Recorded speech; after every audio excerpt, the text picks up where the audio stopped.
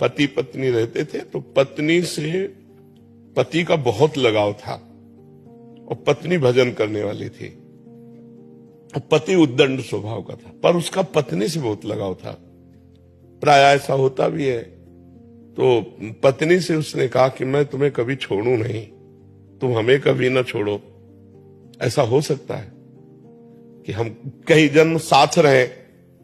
तो विद्वान थी, उसने कहा ऐसा कभी नहीं हो सकता, ये केवल इसी जन्म में है। तो उसने कहा मैं तुम्हें कभी नहीं छोड़ना चाहता। तो बोले एक उपाय है, आप भगवान का भजन करो और भगवान से मांगो, तो अगला जन्म भी भगवान दे देंगे और हमारा आपका संयोग करा देंगे। तो उसने कहा कैसे भगवान का भजन करें? तो उनका हमारे गुरुजी हैं, आएंगे हम आपको दीक्षा दिला देंगे। तो उनके गुरुजी जब समय पे आए तो उन्होंने दीक्षा के लिए कहा। तो गुरुजी ने कहा स्नान करके आओ। तो गांव के बाहर नदी थी, स्नान करने के लिए गए तो 4-6 मिल गए। उन्होंने कहा जा रहे हो? बोले आज गुरुजी आए, दीक्षा ले आए। अरे यार कहाँ फंस रहे हो?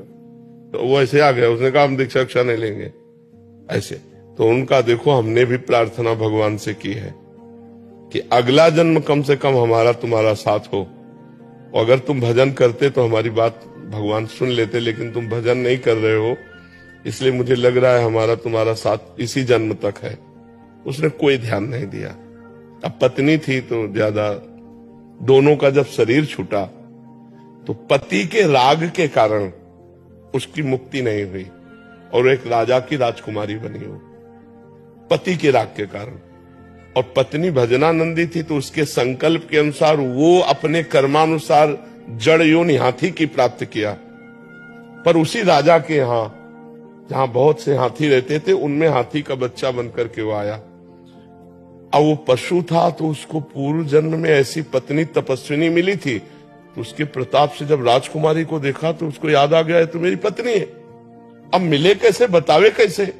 तो दूर से वो, जैसे कभी राजकुमारी हाथियों को देखने के जाती, वो चिल्लाता, लेकिन अब नजदीक जाने नहीं दे सकते। राजकुमारी का अलग, हाथी का अलग।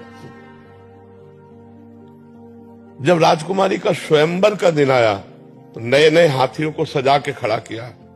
तो वो भी नौ किशोर अवस्था का हाथी हुआ, तो रो रहा था, खाना पीना सब छोड़ दिया था।